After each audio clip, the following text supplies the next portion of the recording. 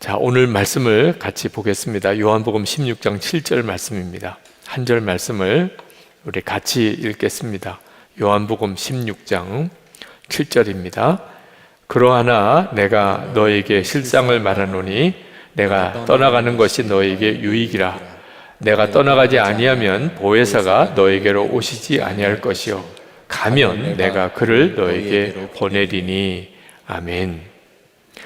여러분, 이번에 성령 집회 때 성령을 주제로 같이 말씀을 나누는 요때 여러분이 다 성령의 체험을 강하게 하시게 되기를 바랍니다.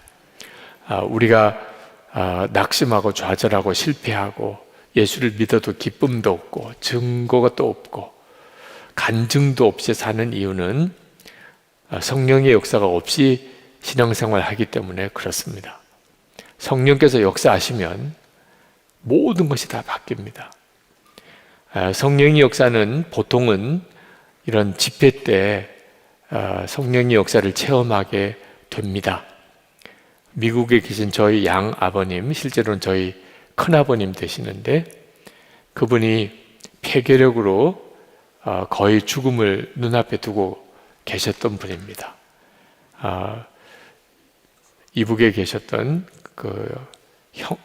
저에게는 큰아버지시죠. 그분의 형이 두 분이 다 폐결핵으로 돌아가셨고 누님도 폐결핵으로 돌아가셨어요. 근데 인민군 포로로 잡혀서 포로 석방 때 풀려나신 분입니다. 부산에서 장사를 꽤 크게 하셔서 사업이 잘 되셨어요. 교회 장로도 되셨죠. 그런데 어느 날 쓰러지셨는데 폐결핵 진단을 받았습니다. 그때 죽었구나 그런 생각이 드셨다 그래요. 위로 형님 두 분도 누님도 다 폐결핵으로 돌아가셨으니까 거의 절망 상태에 빠지셨어요.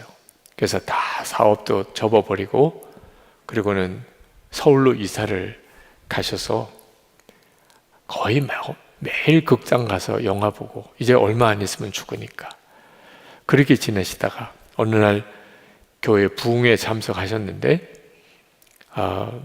강사 목사님이 통성기도 시간에 안수를 이렇게 하면서 아픈 사람들 나오라고 그래서 큰 기대하지 않고 나는 이제 죽을 병이지만 그래서 아픈 사람 나오라니까 아프긴 하니까 나가서 안수기도를 받는데 이 병이 죄 때문이다.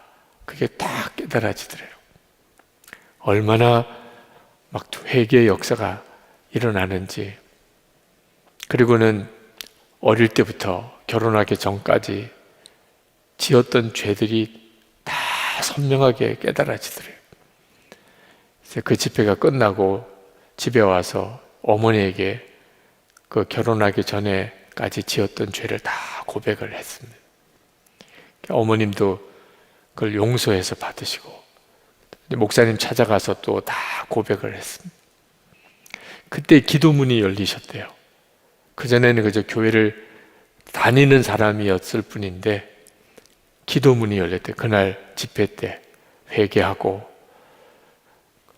굉장히 뜨거운 믿음의 사람이 되고 기적적으로 폐결핵도 고침을 받고 그리고 우리나라에 있을 때 저 문경에 과수원 내려가셔서 거기서 기도원을 만드셨어요. 미국에 이민을 가셔서 거기서도 기도원 사역을 하시다가 성결교회 목사가 되셨어요. 나이 60에. 이렇게 부흥회 때 특별히 어떤 성령의 체험을 하시는 분들도 있습니다. 그러나 부흥회가 아니고 전혀 예상할지도 무슨 성령 체험을 할 자리가 아닌 때가 아닌 때에 성령의 역사를 경험하는 경우도 있습니다. 제가 그랬어요. 저는 어릴 때부터 중고등학교를 지나서 신학교 졸업할 때까지 크게 빗나간 생활도 안 했지만 그렇다고 해서 성령의 강력한 체험도 없었어요. 그저 설교 때 은혜 받은 것 정도는 있었지만 제가 성령의 역사를 강하게 체험한 게 군인병원 수술 대기실이었어요. 그때 제 간증은 이미 여러분들 다 잘 아는 내용이지만, 그때 제 속에 걷잡을 수 없는 눈물이 막 터져 나오더라고요. 이 다리가 장애인이 될 그런 아주 중한 상태에 아침이면 이제 응급수술을 받아야 되는데, 그 다리가 문제가 아니었어요. 제가 너무나 엉터리 같은 목사인 것이 그렇게 애통하고, 내가 진짜 하나님을 믿지 않는 목사였다는 것이 너무 충격으로 제가 와닿았고, 그리고 사람 보는 앞에서와 혼자 있을 때가 너무 다른 저 자신에 대해서 뭐라고 설명할 수 없는 그런 애통함이, 이런 경우가 성령의 역사인 거죠. 통에 자복하는 역사도 회개하고 싶다고 회개가 일어나는 게 아닙니다. 그날 밤을 꼬박 세워서 울었다니까요. 일부러 운다고 그렇게 울 수 있겠습니까? 그러니 여러분, 성령의 임하시는 역사는 이렇게 교회 예배당에서 집회 중에 체험하는 것만은 아니라는 겁니다. 언제 어디서 체험하게 될지 모릅니다. 그러나 하여튼 분명한 것은 성령의 역사를 체험하기 전과 후가 완전히 달라진다는 거죠. 여러분들에게 그 사모함이 있기를 바랍니다. 이번에 우리 모두가 다 아주 분명한 성령의 역사를 체험할 수 있어야 하겠고, 주님은 그렇게 하기를 원하시는 것 같아요. 예수님께서 이제 제자들과 함께 헤어져야 될 때가 가까운 걸 하시고, 십자가에 죽으시고 부활 승천하실 때가 가까운 걸 하시고, 제자들에게 예수님이 승천하시는 것이, 떠나가시는 것이 제자들에게 유익하다고 그렇게 말씀하셨어요. 예수님이 함께 계신 게 유익하지, 제자들을 떠나가는 것이 왜 제자들에게 유익할까요? 성령이 오실 수 있기 때문에 그렇다는 겁니다. 그게 오늘 읽은 말씀입니다. 이 성령님은 예수님의 영이에요. 그 성령이 오셨지만 그 성령님은 전적으로 예수님을 드러내는 분이십니다. 그래서 예수님이 다시 오신 거나 같아요. 그렇게 주님은 약속하셨어요. 요한복음 14장 18절에서 19절에 보면 내가 너희를 고아와 같이 버려두지 아니하고 오리라. 그 제자들을 두고 예수님은 떠나시지만 고아처럼 그렇게 내버려 두지 않고 다시 올 거다. 주님이 다시 올 거다고 말씀하셨는데 그게 바로 보혜사 성령을 말하는 것이었다는 거예요. 내가 너희 안에 있는 것을 너희가 알리라. 예수님이 함께 계신 것을 제자들이 알듯이 성령으로 오실 때도 제자들은 알 거다. 주님이 다시 오셨구나. 그걸 알 거라는 거예요. 성부, 성자, 성령은 삼위일체 하나님이시라. 성령은 하나님을 우리에게 알게 하시고 예수 그리스도를 알게 하는 한 분이십니다. 그래서 하나님의 영이라고도 하고 그리스도의 영이라고도 하세요. 성령님은 자기 자신을 드러내는 역할을 하시기보다는 우리로 하여금 하나님이 누군지를 알게 하고 예수님을 바라보게 만드시는 분이세요. 그래서 우리가 하나님, 예수님, 성령님을 그냥 같이 쓰기도 합니다.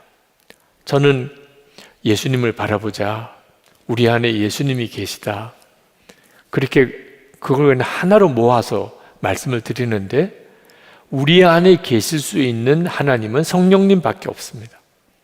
그런데 그 성령님이 하시는 가장 중요한 일이 예수님을 바라보게 하기 때문에 예수님이 내 안에 계시다, 이렇게도 말씀하는 거죠.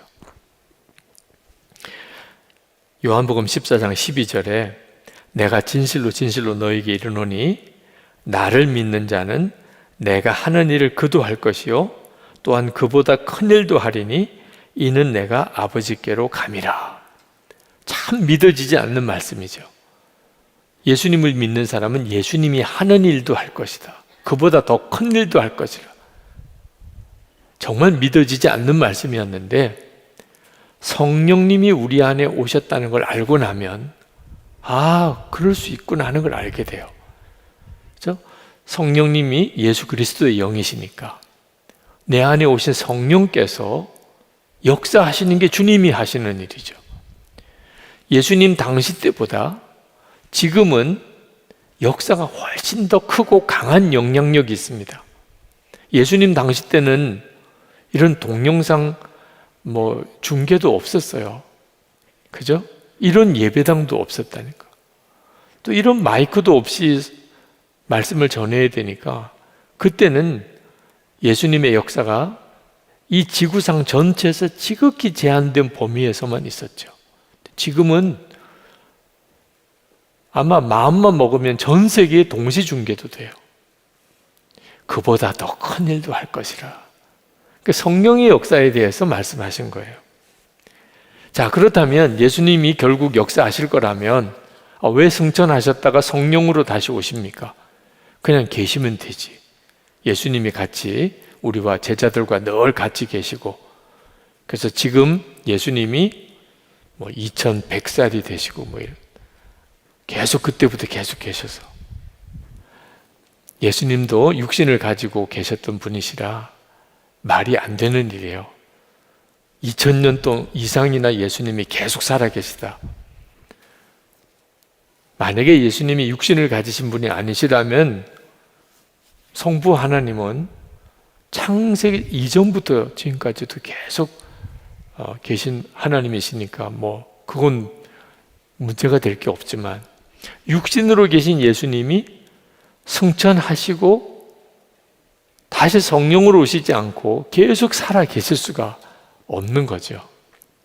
그리고 만약에 계신다 하더라도 우리가 예수님을 한 5분 정도만이라도 면담을 하려면 전 세계 예수 믿는 사람들이 5분 정도 예수님을 한번 만나보려면 아마 수십 년 걸려서 한 번 기회가 올지 말지.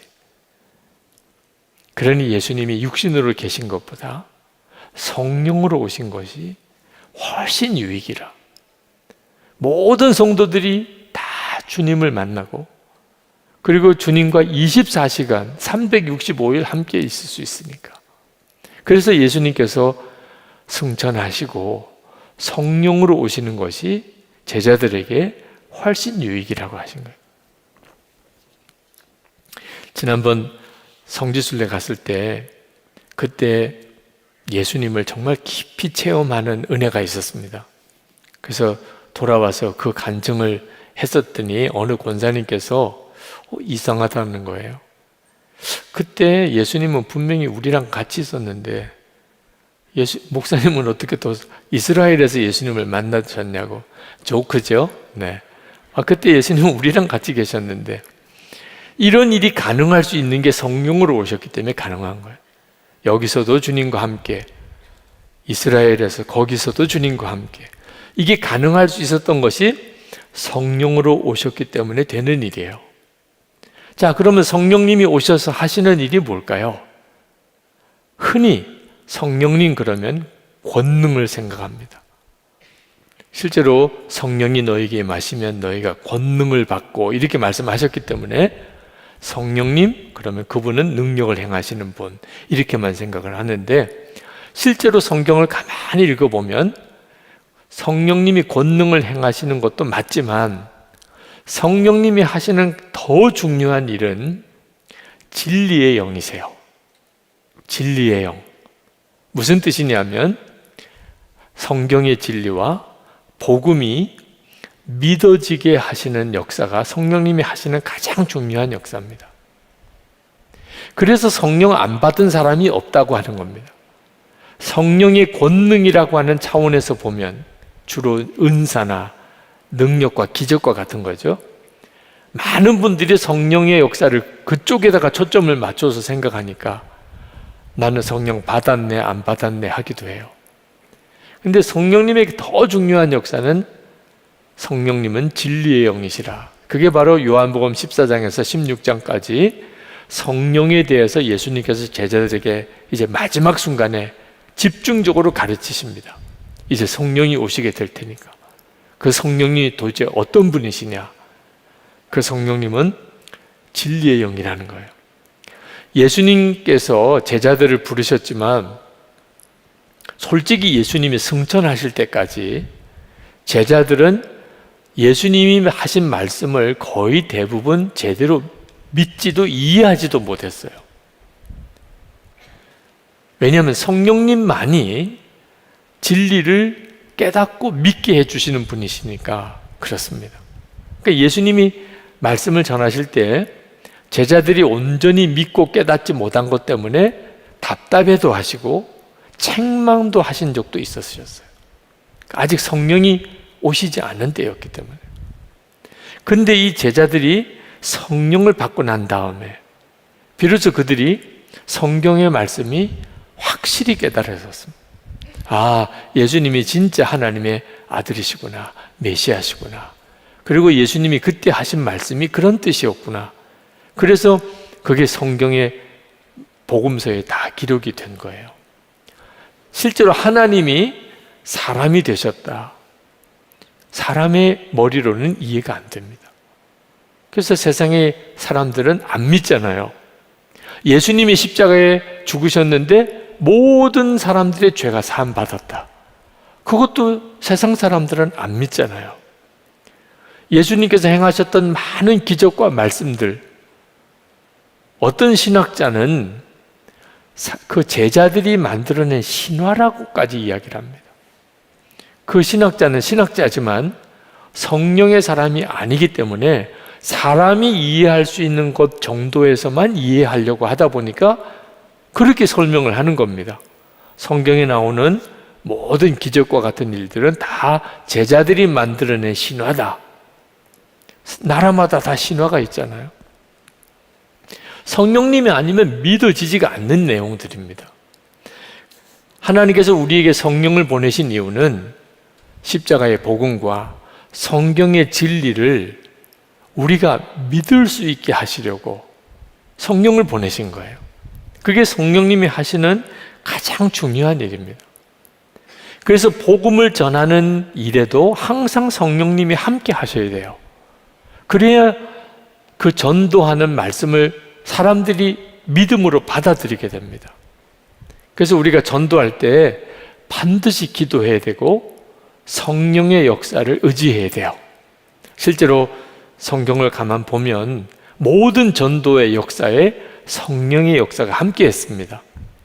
예루살렘 교회의 성도들이 성령에 충만하여 그들이 말씀을 막 전하기 시작합니다. 길거리에 나가서. 사마리아에 가서 사도들이 또 집사들이 복음을 전할 때 그 성에 성령님이 역사해서 믿는 사람들이 많아지기 시작해요. 가이사랴 백부장 고넬료와 그 가족들에게 성령이 임하시고 그들이 다 예수를 믿고 베드로도 그 자리에서 하나님이 이제는 이방인들에게도 성령을 부어주셔서 예수를 믿게 하시는구나 하는 것을 그때 알았습니다. 안디옥 교회에서 목회하던 바나바와 바울이 성령이 이끄셔서 그들이 그 안디옥을 떠나서 복음 전도 여행을 떠나게 됩니다. 그들이 성령의 이끌림을 따라서 아시아들을 쭉 소아시아 지역을 돌다가 성령의 이끌림을 받아서 마게도냐로 바다를 건너가서 유럽으로 건너가요. 다 성령님이 이끄셨다고 성경에 다 나옵니다.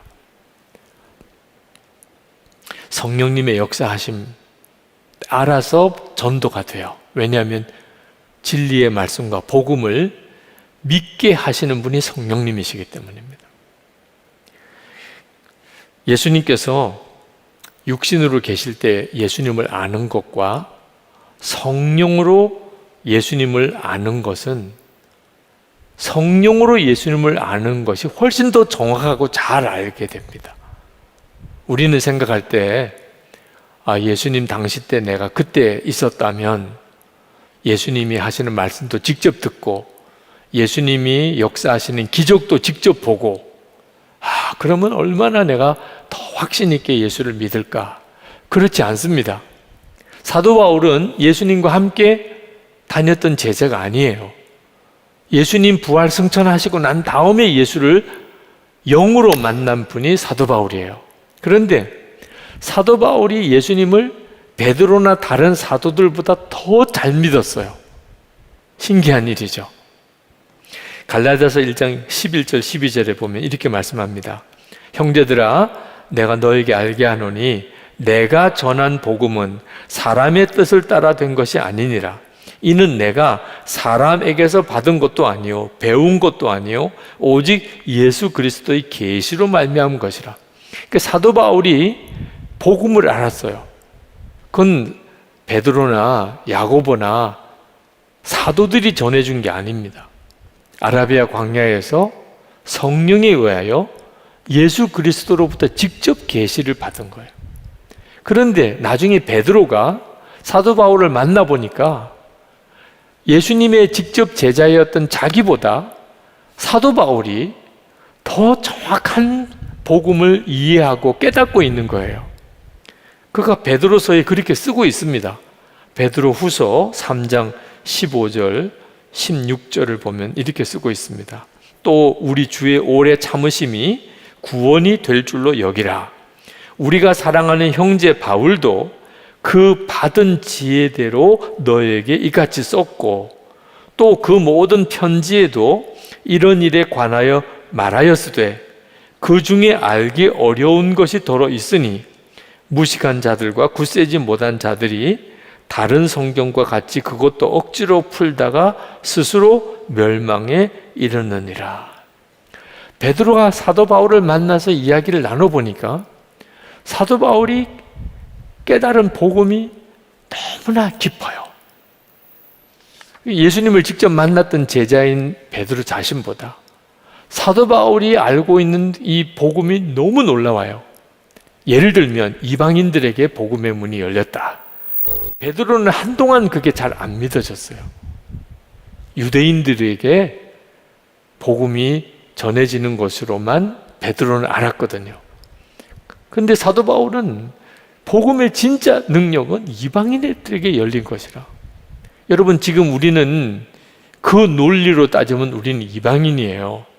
유대인 아니잖아요. 예수 그리스도의 복음이 지금 보세요. 유대인들은 아직까지도 예수님이 그리스도인가?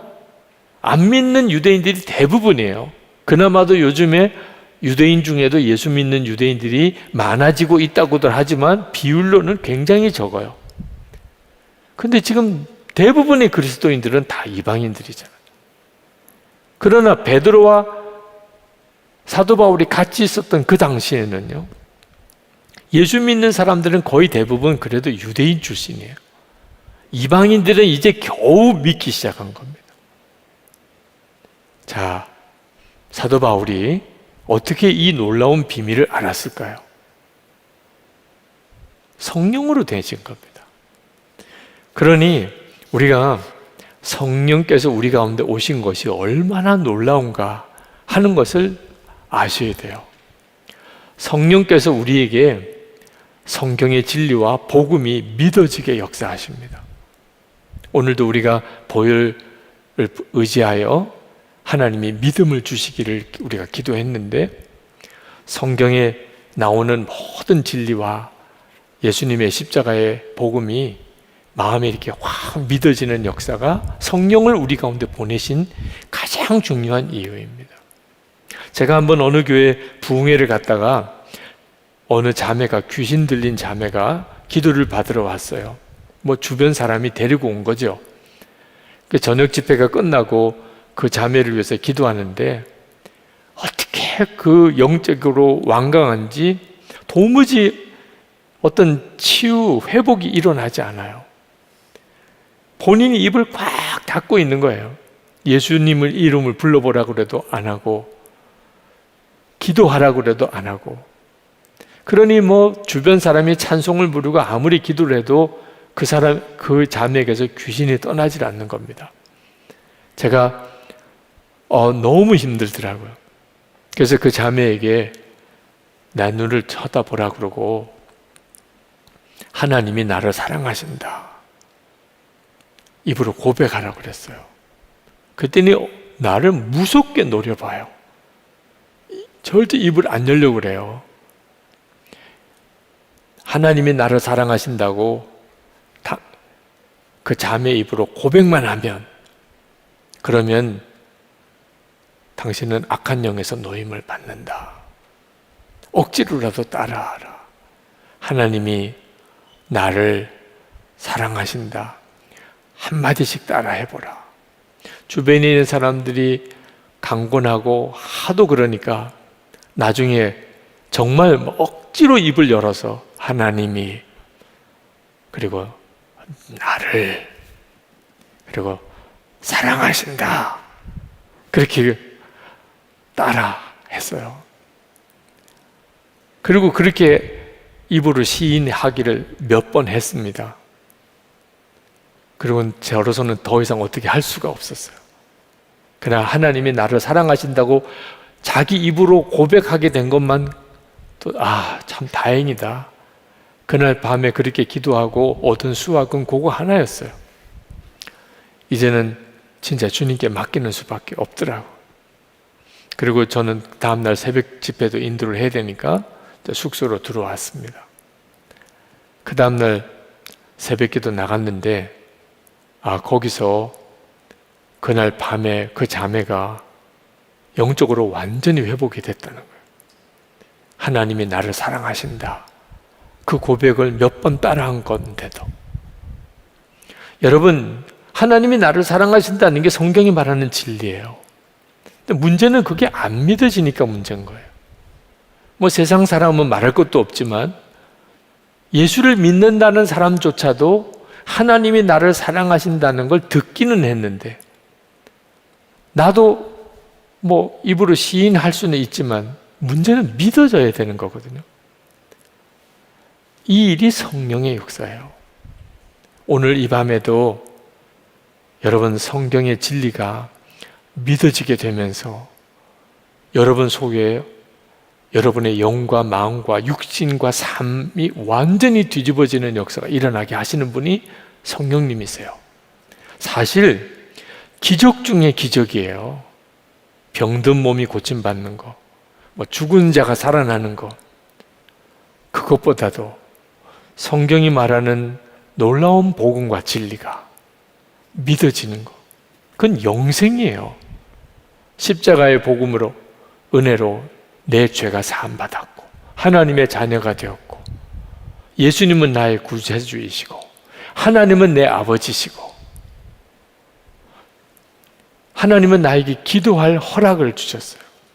마음껏 이제 기도해도 돼요. 자식이 아버지에게 구하는 것. 여러분, 이 놀라운 일들이 믿어지는 것은요, 무슨 은사나 기적과 비교할 수 없이 놀라운 기적이라니까. 진리의 영이신 성령님이신 것이 능력의 권능을 주시는 성령의 역사보다 사실 훨씬 더 놀라운 일이에요. 성령께서는 우리를 정확히 인도하십니다. 성경의 진리가 믿어지는 것뿐만 아니고 지금 우리 가운데 오셔서 우리를 인도하세요. 정태기 박사님이 미국에 유학할 때 자기가 담당하는 교회학교 아이들이 미국인 교회로 가서 얼마나 당황스러운지, 도대체 우리 한국 아이들까지 미국인 교회로 갈 때는 무슨 이유가 있지 않을까? 그래서 소문을 듣고 그 교회를 찾아가 봤어요. 해몬드 침례교회. 갔더니 어른들은 한 1,500명 정도쯤 되는 교인이고 어린 아이들이 33,700명. 정말 상상이 안 될 정도로 어린 아이들이, 그 주변에 있는 지역의 어린 아이들이 버스를 타고 주일이면 엄청나게 몰려오는 거예요. 세상에 어떻게 이런 부흥이 일어나나. 그래서 그 교회 가서 물어봤더니 제인이라는 여선생 때문에 그런 부흥이 일어나기 시작했다는 겁니다. 그래서 그 여선생을 만나겠다고 그랬더니 기다려보라고 그래서 기다렸죠. 그런데 몸매는 정말 형편없이 뚱뚱한, 그리고 키도 작달만하고 무엇보다도 너무 못생겼더래요. 자기가 봐도. 그런 여자분이 오더라는 거예요. 자기는 생각할 때 이 정도의 엄청난 부흥을 일으켜낼 정도면 굉장히 매력적인 여성일 거라고 그냥 그런 식으로 상상을 했는데 너무 실망을 하게 된 거예요. 근데 그 제인이라는 선생님이 나를 보고 실망하셨죠. 자기가 먼저 이야기를 하더래요. 하도 그런 말을 많이 들어서 그런지. 그러면서 자기가 사실은 이런 외모의 열등감 때문에 몇 번 자살을 시도했던 사람이라는 거예요. 그런데 그때마다 다 실패하고 자살도. 그랬던 처지에서 내비게이터 선교회의 전도인들이 자기와 어떻게 연결이 되고 그들로부터 복음을 들었다는 겁니다. 그러면서 자기가 비로소 예수님을 영접했는데 그 사람들이 자기를 말씀으로 양육해 주다가 이제는 당신이 이제 교회에 소속돼서 교회 생활을 해야 된다고 보내준 것이 해몬드 침례교회였어요. 근데 자기가 교회에 와서 자기는 봉사할 데가 없어요. 뭐 누가 자기를 이렇게 귀하게 보아주지도 않고. 그런데 한 군데서 사람을 찾는데 어디냐면 유아유치부예요. 그 조그만 아이들 거기에 선생님을 찾는데 그래서 자기가 거기에 자원해서 갔더니 너무 놀라운 체험을 한 겁니다. 그 조그만 아이들은 선생님을 외모로 평가를 안 하더래요. 그냥 선생님이라면 무조건 졸졸졸졸 따라다니고 그 자기 평생에 자기를 바라보면서 졸졸졸졸 따라다니는 아이들이 있다는 것이 너무 감격인 거예요. 그래서 하나님 앞에 간절히 기도했대요. 하나님, 이 아이들에게 내가 어떻게 하면 좋은 선생님이 될 수 있겠습니까? 저렇게 나를 보고 선생님이라고 따라다니는 이 아이들에게 어떻게 하면 내가 좋은 선생님일 수 있겠습니까? 그런데 참 신기하게 길을 갈 때 또는 차를 타고 갈 때 갑자기 생각이 막 떠오르는 거예요. 이렇게 하면 아이들이 좋아하겠다. 그래서 그걸 메모를 했대요. 그래서 주일이면 아이들에게 하나님이 주신 그 아이디어를 가지고 아이들에게 가르쳤더니 애들이 너무너무 좋아하는 거예요. 나중에는 부모가 무슨 일이 있어서 교회를 못 나오게 될 때 애들이 어떻게 우는지 할 수 없이 다 취소하고 교회 나올 정도. 애들이 교회 가야 된다고 그럴 정도로 아이들이 막 몰려들기 시작하는 거예요. 다른 선생님들이 신기한 거예요. 그 유아유치부가 막 아이들이 그렇게 부흥되는 걸 보고. 그래서 제인이란 선생님한테 어떻게 해서 이 아이들이 이렇게 많이 모이냐. 그랬더니 그 선생님들한테 자기가 그동안 메모해 놓은 걸 가르쳐 줬대요. 그랬더니 다른 선생님들이 박수를 치면서 이야 정말 좋은 아이디어라. 그래서 자기 반에 가서 또 다 했더니 거기도 또 아이들이 그렇게 부흥이 되는 거예요. 그래서 33,700명 그런 아이들이 1,500명 어른 교회에서 그렇게 부흥이 됐다고. 그러면서 이 정태기 목사님한테 제가 한 건 아무것도 없어요. 그냥 성령님께 물어본 거예요. 어떻게 할까요? 어떻게 하면 되나요? 그래서 성령님이 마음에 이렇게 깨우쳐 주신 거 그대로 해보고 또 어떻게 하나요? 이번에는 어떻게 하나요? 자기는 그렇게 한 것밖에 없다. 그리고 주님이 이렇게 만드셨다. 여러분, 우리 가운데 오신 성령님은 우리의 모든 삶, 가정이든지 직장에서든지 교회에서든지 실제로 우리를 도우시고 인도하시려고 우리 가운데 오신 거예요. 근데 우리가 성령님이 눈에 보이는 분이 아니기 때문에 그냥 성령님을 모시고 모든 걸 자기 마음대로 해요. 부부관계도 자녀 교육도 성령님에게 의논하고 지혜 구하고 순종하는 이 구조가 없이 장사를 해도 사업을 해도 직장을 다녀도 심지어 교회 봉사조차도 그냥 우리들끼리 의논해서 결정하고 하는 식으로 가니 성령께서 우리 가운데 오셨지만 근심할 수밖에 없는 거죠. 여러분이 이 사실을 정확히 아셔야 돼요. 여러분은 이미 성령으로 여기까지 온 사람입니다. 여러분 안에 이미 성령님이 계세요.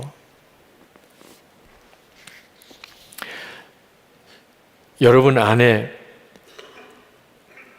주님이 여러분의 어떤 생각이나 말이 참 답답하다고 느끼시는 것이 많습니다. 대전에서 개척교회를 하시는 어느 목사님이 10년 동안 교회가 개척교회를 못 벗어났어요. 그 목사님이 하나님께 기도하기를, 하나님 우리 교회 부흥하게 해주세요. 근데 어느 날 새벽 기도회 때 하나님이 말씀을 마음에 주시더래요. 왜 너는 사람을 교회에 모으려고 하느냐?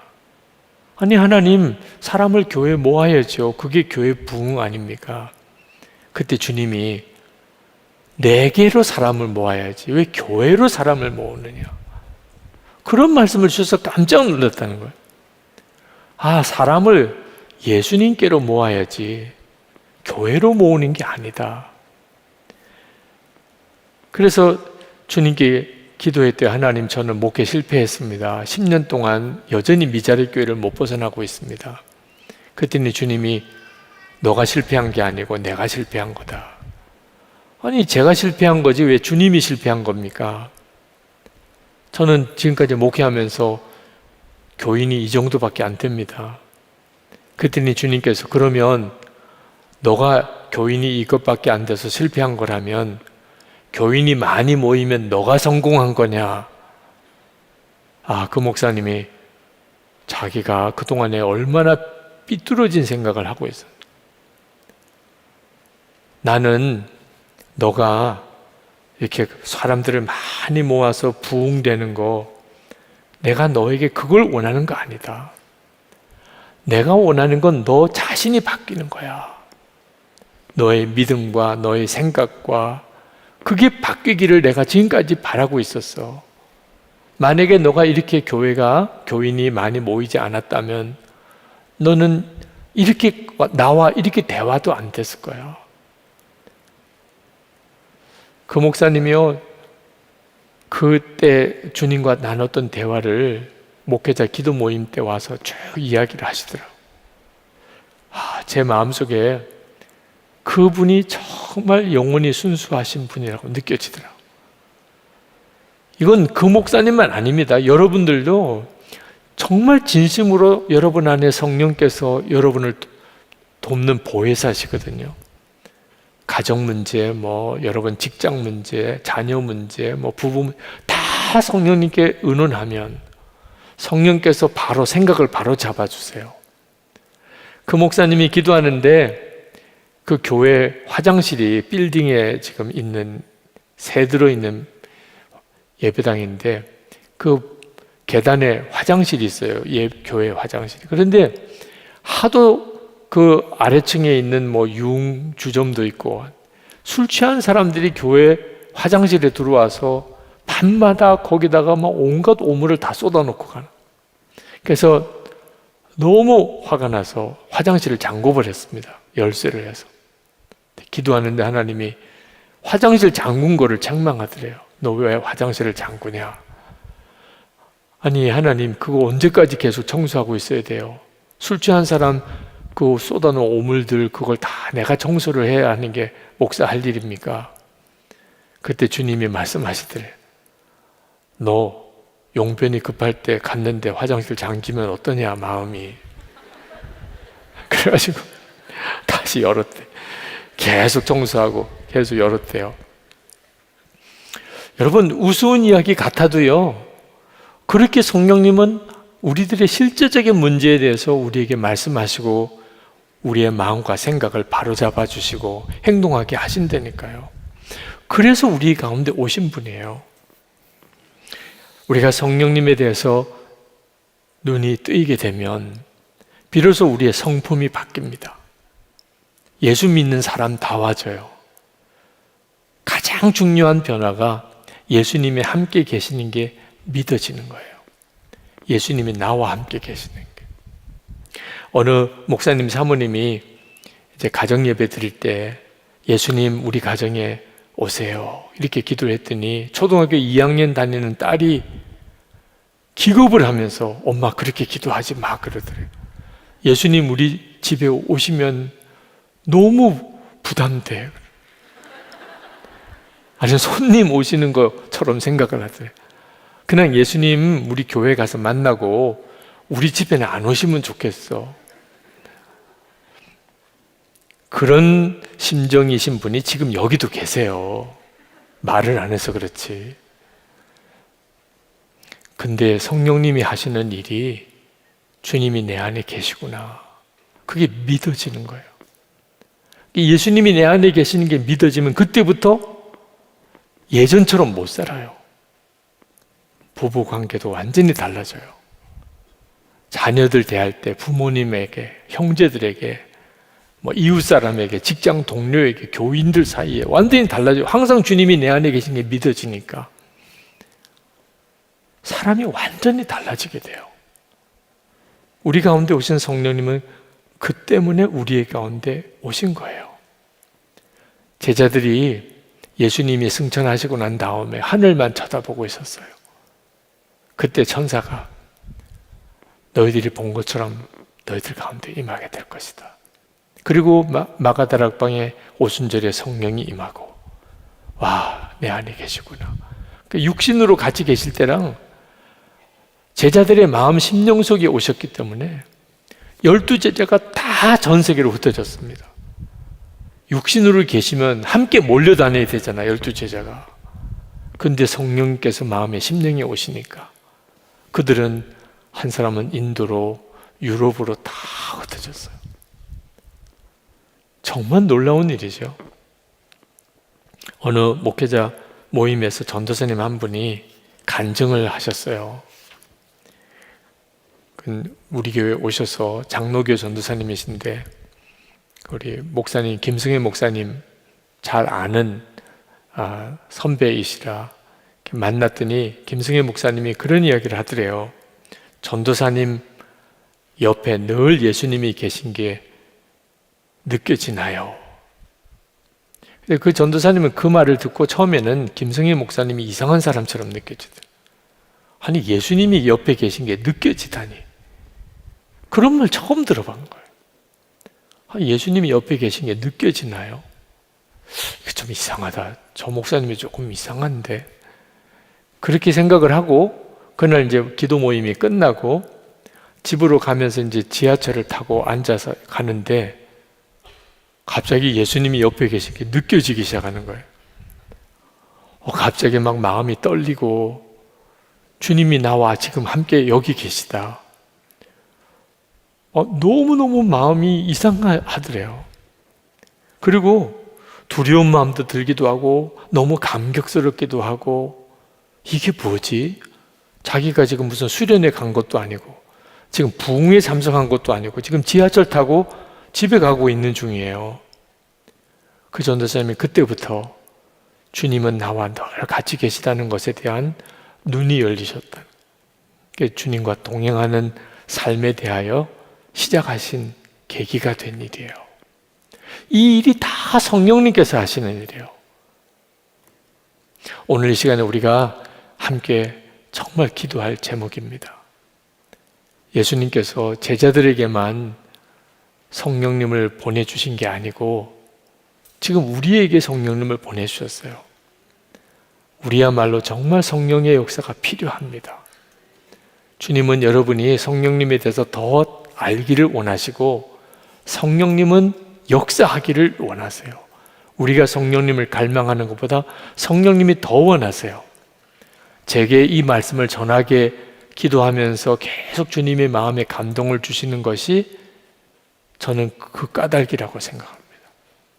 오늘 이제 기도하실 때 성령께서 여러분을 완전히 사로잡으실 겁니다. 여러분이 마음을 활짝 여세요. 이제부터는 성령으로 사는 자가 되기를. 성령께서 눈 열어주시고 성령께서 귀 열어주시고 성령께서 주님이 함께 계신 게 믿어지게 여러분을 도와주시고 예전에는 짜증, 낙심, 우울한 마음, 혈기, 더러운 죄 짓는 삶 그렇게 막 정말 진흙탕 속에 살던 것처럼 그랬던 내 삶이 완전히 삶이 달라지게 만드시는 분이 성령의 역사세요.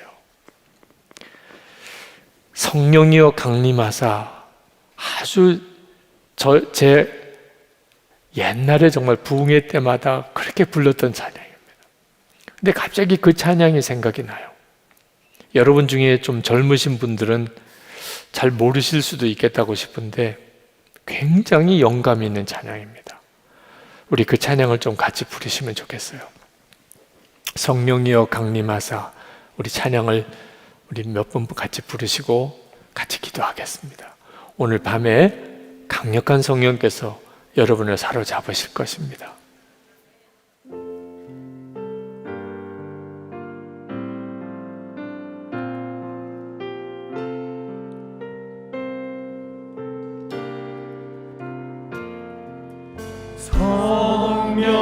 성령이여 강림하사 나를 감화하시고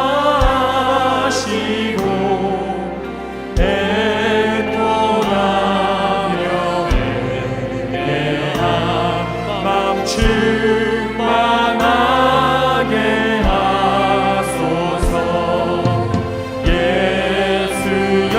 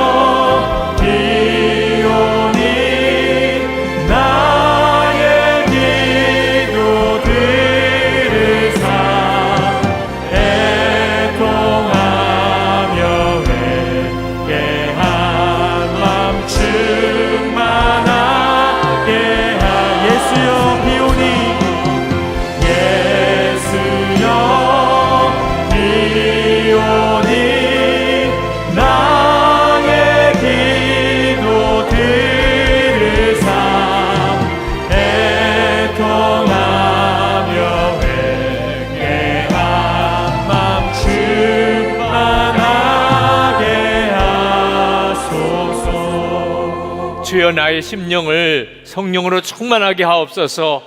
주여 부르짖고 기도합시다. 주여! 할렐루야. 크고 놀라우신 하나님의 은혜를 감사합니다. 하나님의 놀라우신 하나님, 발급하고 사망의 심령 가운데 하나님 모시기 원함. 주의 신의 역사하심을 허락해 주시기 원함. 오시나 열람미니 시냐나니 나야 나야 람미니 시냐나니 가달람미 시냐나니 이나야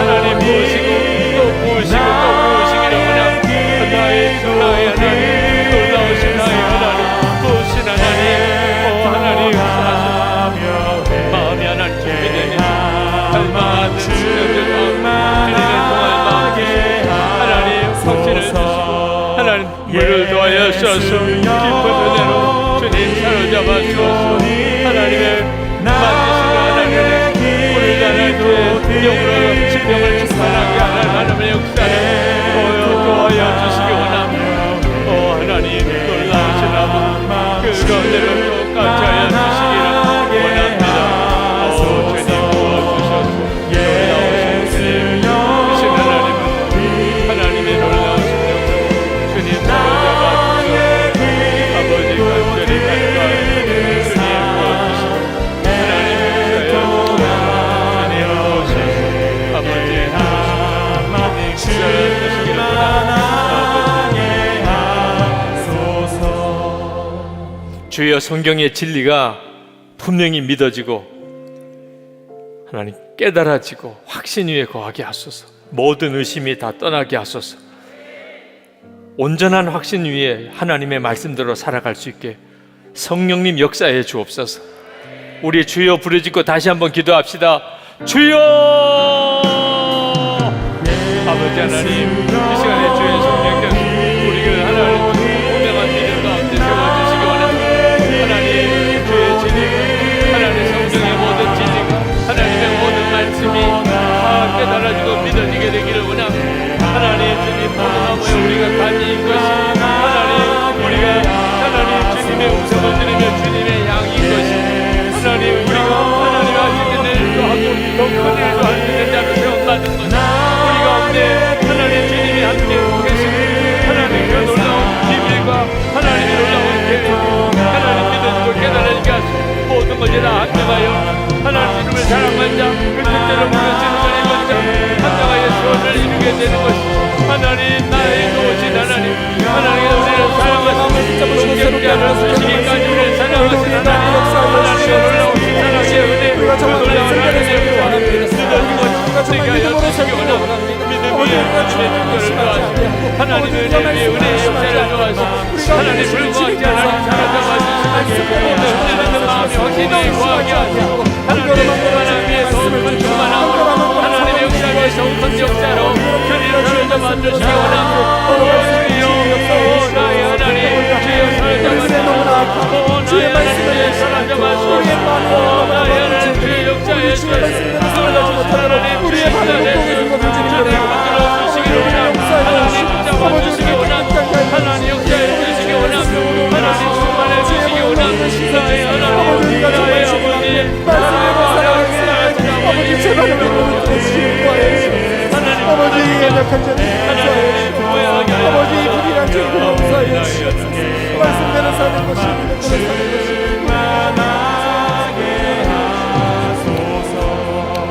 사는 것이 주여 이 시간에 정말 주님이 바라보아지게 하소서.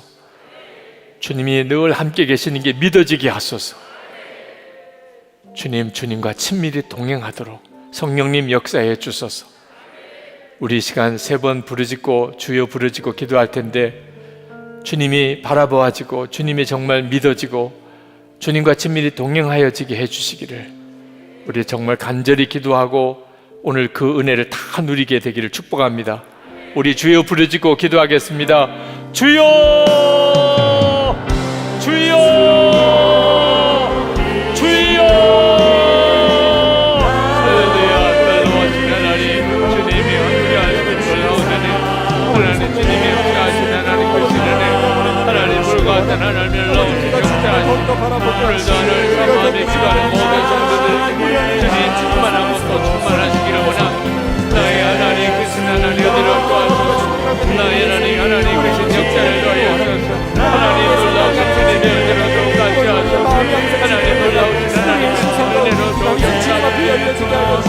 주님 사로잡아 주시고 하나님 주님 붙잡아 주시고 하나님 주님의 은혜로 함께 하소서. 오늘 하나님 마음이 간절한 하나님 마음이 간절한 사랑하는 주여 불러 기도하는 성도들 하나님 주여 은혜로 함께 하시네.